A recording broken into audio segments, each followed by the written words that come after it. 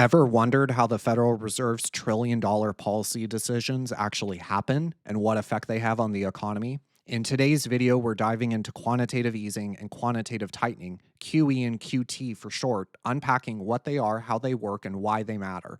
We'll show how the Fed's $7 trillion balance sheet, including $2 trillion in mortgage-backed securities, affects equities, bonds, and the yield curve, gold and commodities, housing and housing affordability, and finally, at the end, my favorite, wealth inequality.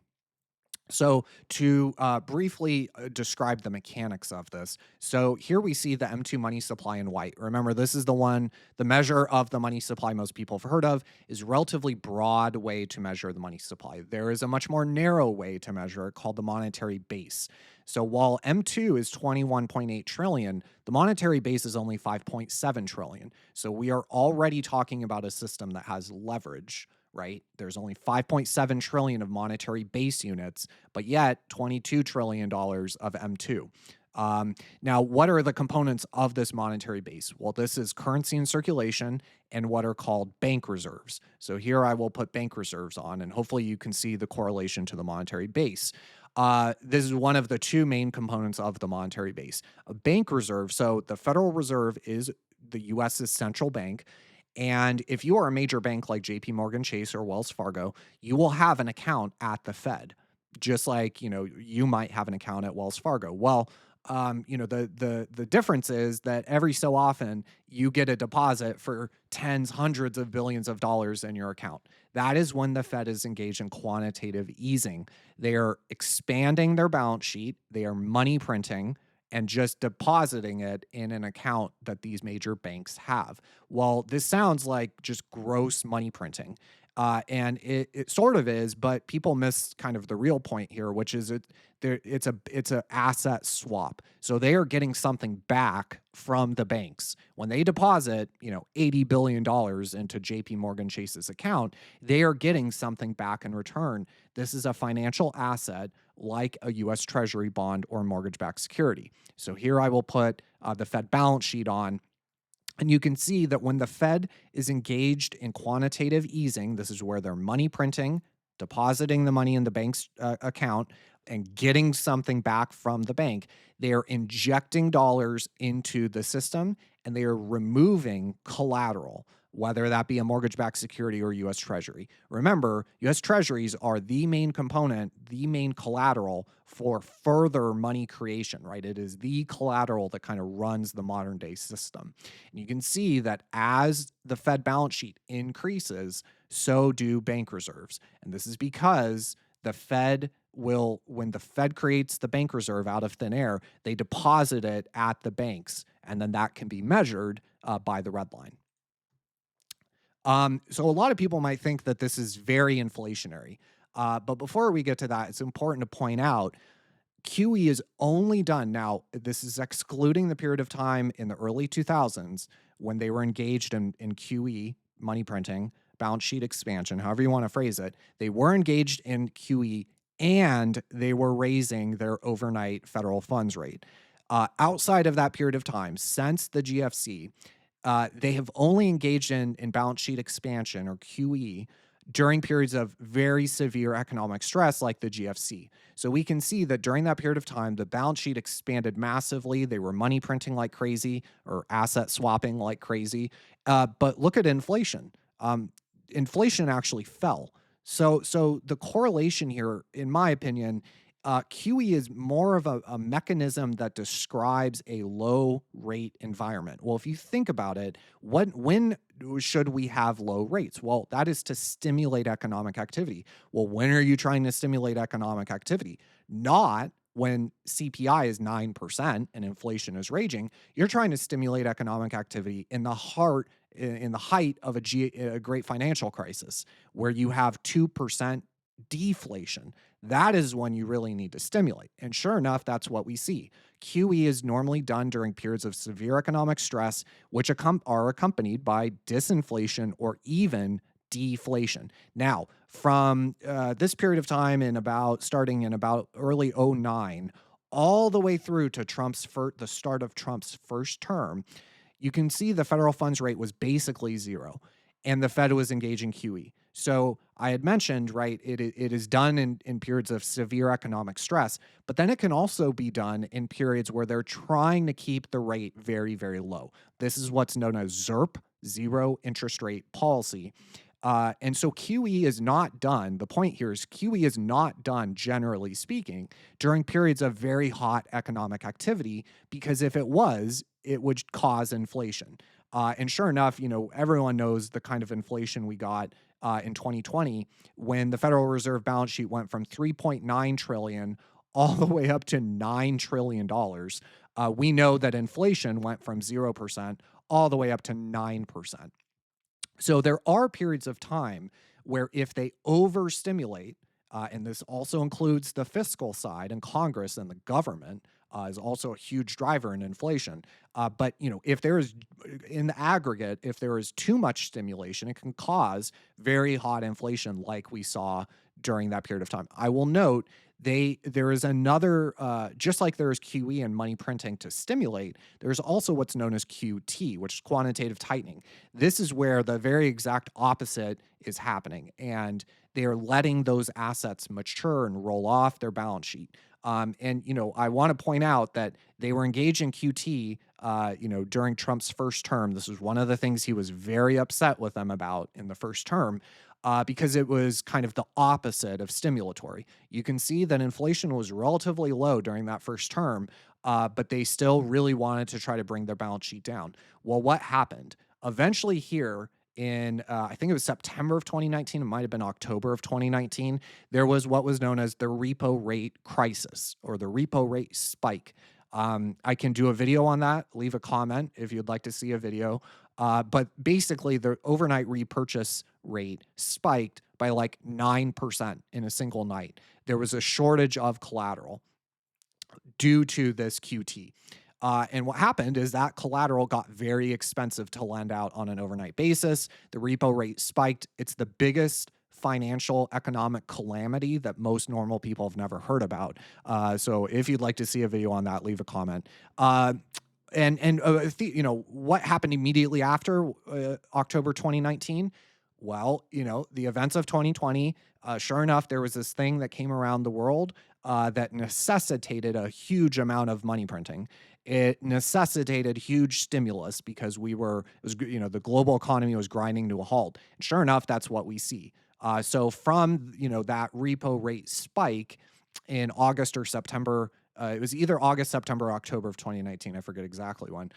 From that period of time all the way through to the early part of 2022, the balance sheet expanded massively and we got massive inflation. We got 9% inflation. But as you can see, the opposite is also true. We have currently been in QT, which is the very opposite of stimulatory. The Fed balance sheet has gone from 9 trillion all the way down to 6.6 trillion dollars. And we can see what happens with inflation. It has been falling. There's disinflation. Now, I mentioned that generally QE comes with cutting rates and QT comes with raising rates, or keeping rates constant. There is another exception to that, which is this period of time where they have cut rates right during the end of the last presidential administration. Jerome Powell decided to cut rates, right, as seen in green. Rates came down, but also still engage in quantitative tightening. And there's a number of reasons he chose to do that. We will save them for maybe another video. But the point here is to illustrate that QE is normally done to stimulate because the economy is in very, horrible condition. And QT is usually done when the economy might be running a little too hot. There are periods of time where the Fed funds rate will diverge from the Fed balance sheet, but in general, they are kind of two ways to go about the same goal. So, what are some of the components of the balance sheet? What are these assets that the Fed is buying? So here we have mortgage-backed securities. So remember, this is a securitization of a bunch of mortgages. This is what caused the 2008 GFC. Basically, the banks would package 1,000 mortgages together, which were secured by those each, individual mortgage payer, homeowner. They would package them together, and it was a bond. It's important that to understand a mortgage-backed security is a bond. And then they would sell the bond and trade the bond and lever the bond up, and right, all the events of 2008. Well, following 2008, right, what I really want to point out is not only did the Fed at one point own $2.8 trillion of mortgage-backed securities, I want to show the effect that that had on housing affordability. So following 2008, right, this entire period of time when they initially bought, so over $1 trillion of MBS, and it was the heart of the GFC. Okay, we'll kind of ignore that period of time, right? There was economic calamity, and they had to do what they had to do. Whatever. Okay, let's ignore that. From that time period on, what I want to show is the correlation between housing affordability and mortgage-backed securities. So this goes from 2010, 2011, all the way through to now. As the purple line, which is mortgage-backed securities held by the Fed, as the Fed buys more mortgage-backed securities, look at what that does to the average affordability of a single family home. So this red line is the average sales price of a single family home divided by the average hourly wage. So it shows an affordability metric, right? It shows how many hours of work you need to do at the average job in order to buy the average house. And we can see that from this low in 2011 of about 13,000 hours, when they bought all these mortgage-backed securities in 2012, 2013, 2014, that housing affordability got worse. It went from taking 13,000 hours of work at the average job to buy the average house, all the way up to 17.8 thousand hours to buy the average house. So when they are doing this, there are very real effects. Hopefully, this correlation is very clear. As mortgage-backed securities, as the Fed is printing money out of thin air to buy mortgage-backed securities, it is making housing affordability worse. And the reason for this is because, remember, I said an MBS is a bond. Well, remember, the value of the bond is inverse to the interest rate, is opposite from the interest rate. So as the Fed is printing money out of thin air to buy the mortgage-backed securities, that is pushing the price of the bond up and the yield or the interest rate down. So you could argue it is artificially depressing mortgage-backed securities. This leads to more, the interest rate on a mortgage. So it is, the risk is being subsidized by the Fed unfairly, which is leading to hotter housing activity than there should be. And you can see this very clear correlation. As the Fed prints money, housing affordability gets worse. When they engaged in quantitative tightening during the first Trump administration, we can see housing affordability got better, sure enough. And then when they started to buy mortgage-backed securities again in 20 and 21, we can see that housing affordability went from about 14.8 thousand hours of work to 19.2 thousand hours of work. So housing affordability got worse. Then they started engaging in quantitative tightening again. Housing affordability, as measured by, this way, started to improve. So if you're a young person, this is super important. This is one of the reasons why houses are so unaffordable is, they've talked about these $2 trillion of mortgage-backed security and how they want to bring it down to zero. Well, if they really wanted to bring it down to zero, they would, and they could. And yes, it would dramatically increase the affordability of housing. But we've created a system where the housing is the boomers' retirement fund, and so house prices can never be allowed to really fall significantly. It is what it is, but it is worth pointing out. So I mentioned mortgage-backed securities. What's another component of the Fed balance sheet? So Treasury bonds and notes, right? U.S. Treasuries issued by the Treasury. Now, hopefully, explaining the mortgage-backed security, it is a bond inverse to the yield, right? The value of the bond is inverse to the yield. The same is true with U.S. Treasuries. Those are bonds as well. Those are government bonds. We can see that when the Fed is engaged in quantitative easing, which is the Fed balance sheet is increasing, we can see the effect. I just have the 10-year Treasury here in blue. We can see the effect of the 10-year Treasury yield. Remember, this means the value of the bond is going up as the yield is coming down. So as they engage in quantitative easing, and the red line shows of the Fed balance sheet, how much are US Treasuries, right? So of 6.68 trillion, 3.59 trillion are US Treasuries. We can see, it's just two ways to kind of look at it. We can see the effect that that has on interest rates. Interest rates fall.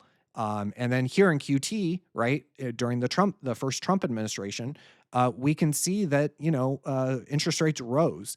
And this was one of the reasons that Trump was kind of opposed to the quantitative tightening that the Fed was doing during the first administration. But then the events of December 2019 happened, kind of bailed the whole system out. We were able to print all the money we needed and get negative real interest rates and all of that. But look at kind of the recent history. So the peak in the Federal Reserve balance sheet, $9 trillion.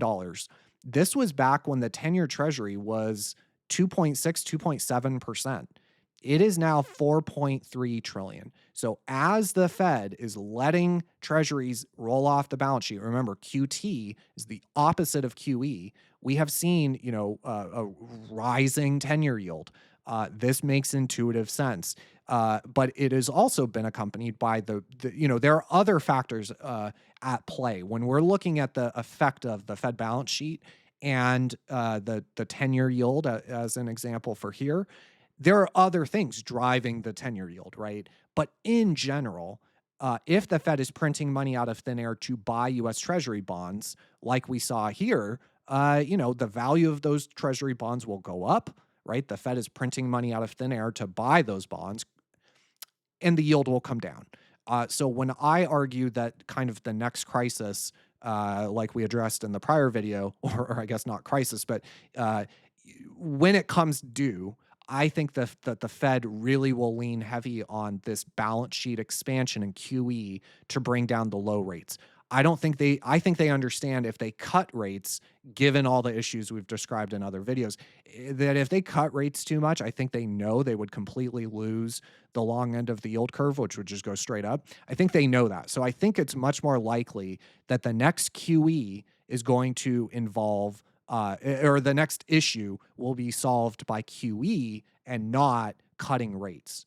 So this is U.S. Treasuries, one of the components of the Fed balance sheet as they are engaged in QE. They are money printing to buy bonds. Value of the bond goes up, yield comes down. Hopefully that is clear. Here's the effect it has on nominal GDP relative to interest rates, which I think is really important. So look at how close interest rates were to nominal GDP. In fact, they were running above nominal GDP here in the 90s.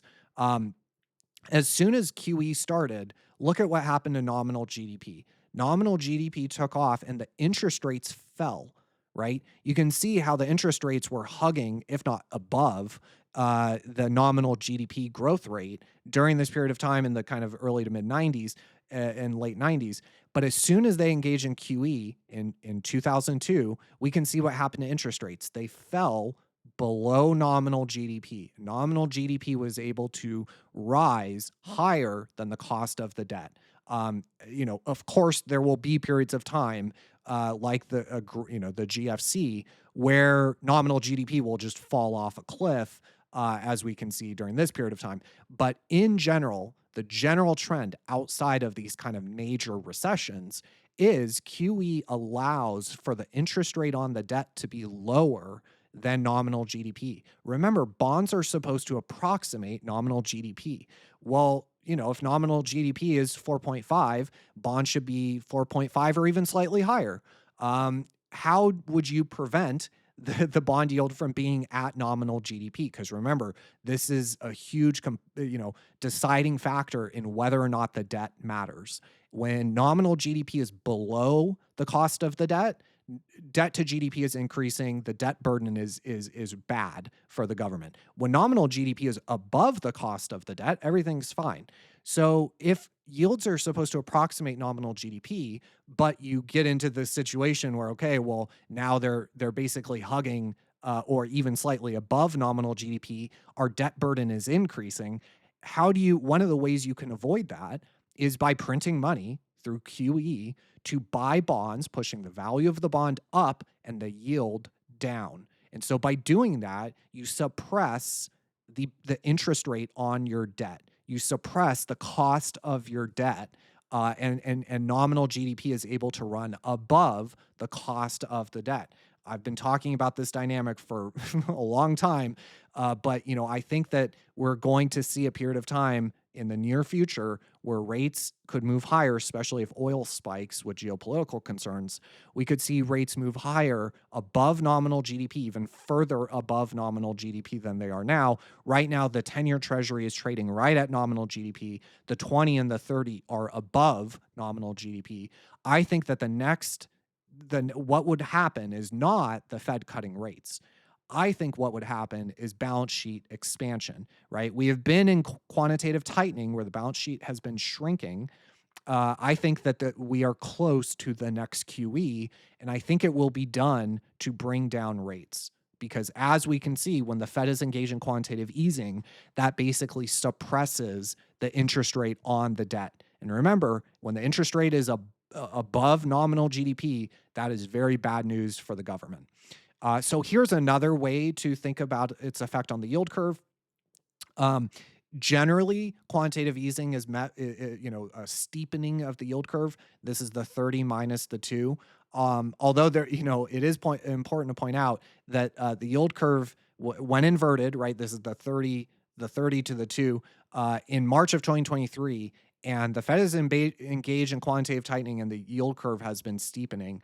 The yield curve, of course, can steepen for different reasons. So here, in white is the Federal Reserve balance sheet. And then these are all the different kind of maturities that we normally look at in the color of the rainbow. So the lighter the color, the shorter the maturity, the darker the color, the longer the maturity. Purple is the 30, blue is the 10, green is the 5. And what I want to point out is there's different kinds of yield curve steepening.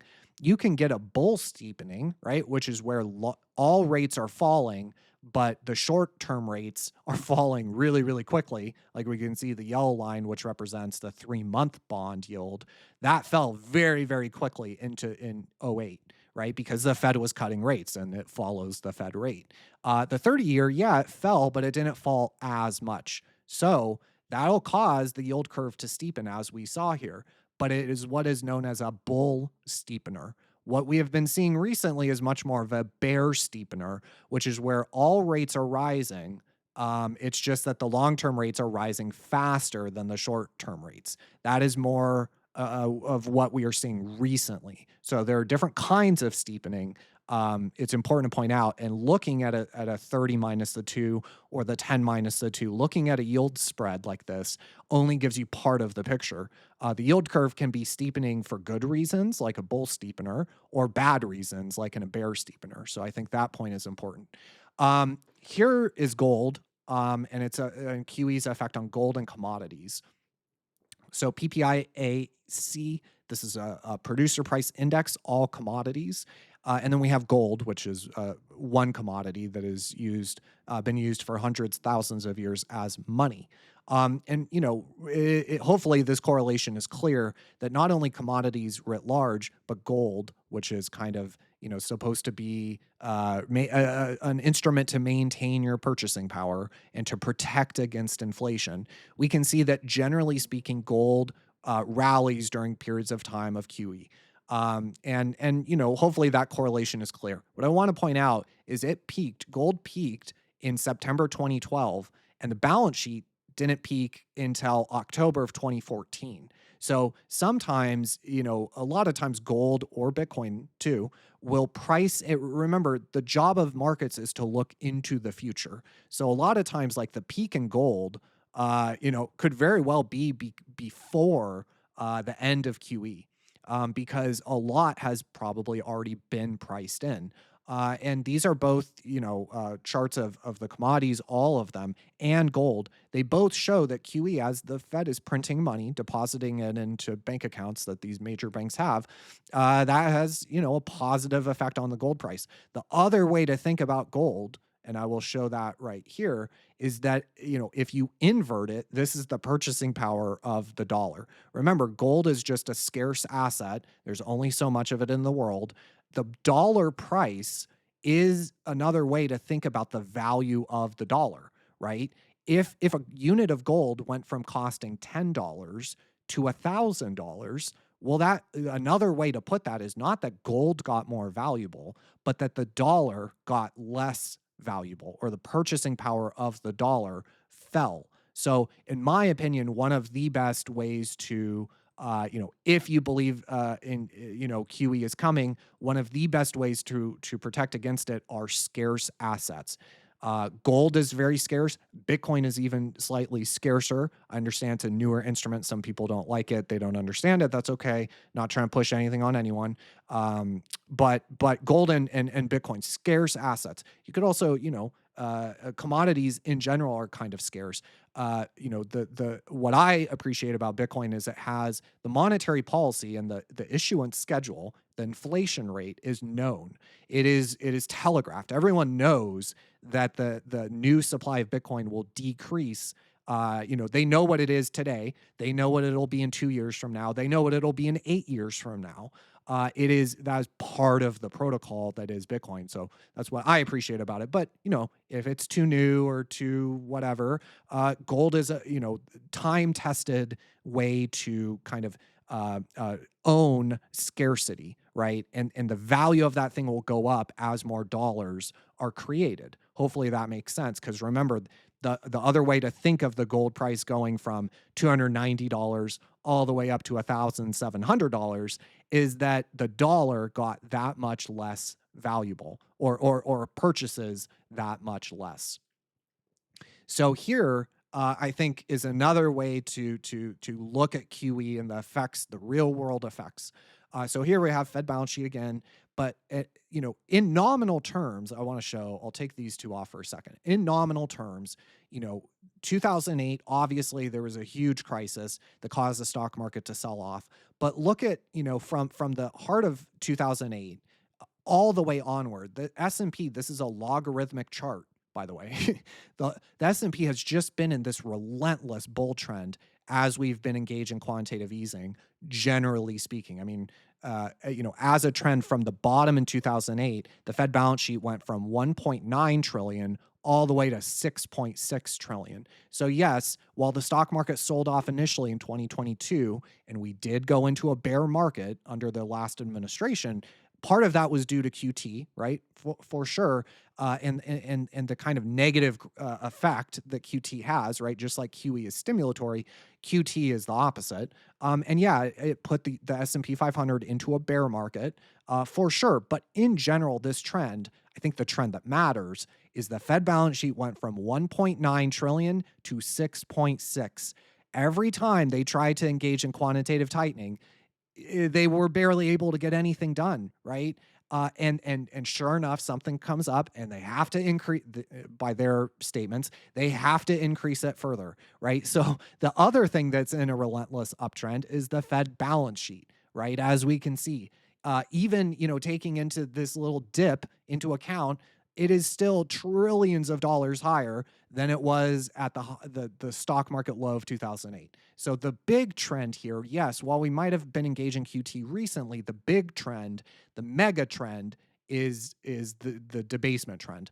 So here's S&P 500, right? This looks great, especially considering it's a logarithmic chart. This looks great for the S&P 500, right? It's a somewhat scarce asset. Okay, it went from a low of 739 all the way up to 5,978. That's great performance. Yeah, but remember, the prior slides that we were getting into with gold. So I think the better way to measure the S&P 500 is divided by gold. And what we can see is, despite the Federal Reserve balance sheet, let's go to the start here. So the start of the Federal Reserve engaging in quantitative easing, S&P divided by gold was 2.98, meaning it took 2.9 ounces of gold to get 1 unit of the S&P. Well, fast forward, 20 years or 22 years, and the S&P has actually fallen in gold terms. In real terms, the S&P 500 has fallen from this point in time when quantitative easing started. So since QE started, the real value, the real purchasing power of the S&P 500, right? Your account might show green arrows, but the real purchasing power, the real return of the S&P 500 has actually fallen. So this is going to be a very important like cross, I think, for a lot of people to start shifting their mindset away from nominal gains. I mean, President Trump told us his plan yesterday. I did a video on it. He told us his plan. It is, it is very inflationary. It's going to be really important for people to shift their mindset away from nominal US dollar returns. Because remember what I said about gold, the other way to think about gold going up is the value of the dollar going down.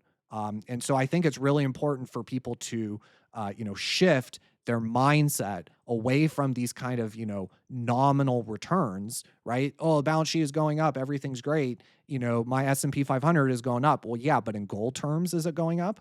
Right? Because the gold is screaming a message here that not many people seem to be paying attention to.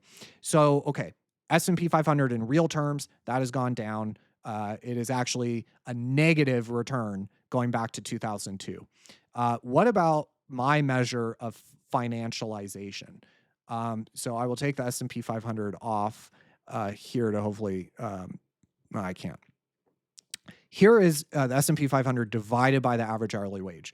The other way to put this, the other way to think about this is you invert it, and this shows the return that you as a worker, how fast are your wages rising relative to the S&P 500, right? And we can see that wages have been falling, right? Wages have been rising, but they have been rising nowhere near as fast as the S&P 500. Unfortunately, it has taken more and more hours of work to buy 1 unit of the S&P 500. That is the other way to think about this: S&P 500 divided by the average hourly wage. So financialization is I think really one of the kind of hallmark symptoms of QE. We can see that when QE started, it took 54 hours of work at the average job to buy 1 share of the S&P 500. It went from taking 55 hours of average work all the way to, at its peak, taking 170 hours.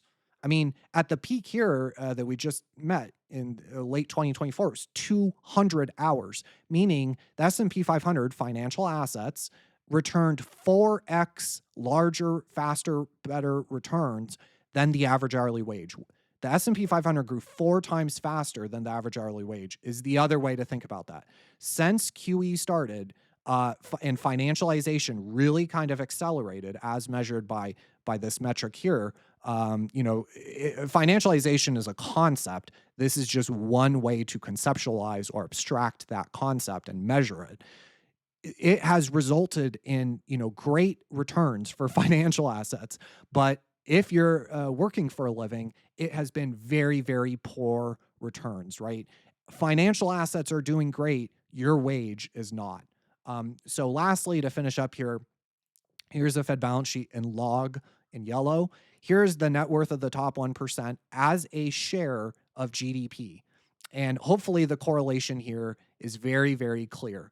The net worth of the top 1%, remember this white line, when this white line is going up, that means the net worth of the top 1% is increasing at a faster rate than GDP. That is what the white line going up means, right? The net worth is growing faster than the overall economy is growing. So if GDP is 2%, but the net worth of the top 1% is growing at 5%, this white line goes up.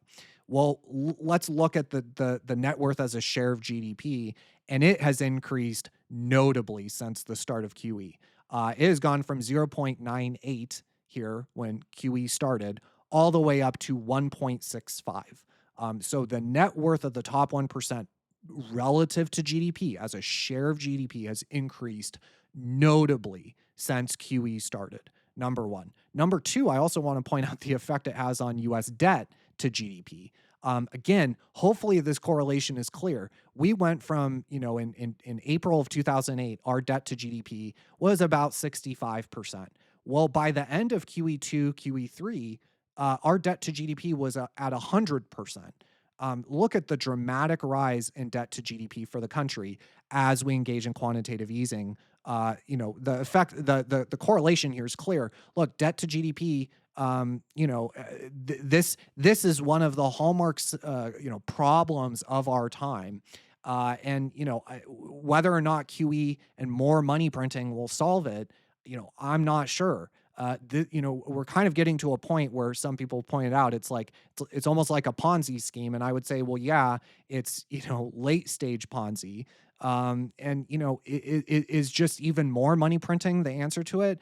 I don't think so. I think, in my personal opinion, the real answer to it is to take some pain and allow things to reset to the real actual value of stuff.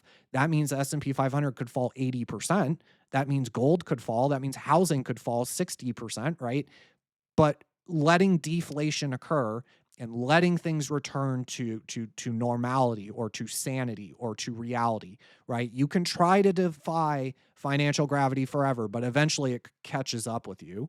My solution would be to take 2, 3, 4, 5 years of pain, significant pain, and the ashes out of which we come, just like a forest is burnt down and the rebirth, right? It is no different with an economy. However, we have become immune to recessions. We have become allergic to recessions where they just cannot allow deflation. They cannot allow prices to fall. They cannot allow the value of the collateral to fall. They must QE. They must cut rates. They must print money. They must inflate. This is kind of the structure of the system, for the past 25 years. So, I think it is very unlikely that they allow for deflation and for financial gravity to take hold. I think is very, very unlikely. I think what is much more likely is they will try to do more of the same thing that got us into this situation. They will try more of the same. And I don't think it's going to work very well for the average person. So anyways, hopefully that was helpful. If you want to see a video on the repo rate spike, leave a comment and I will talk to you later.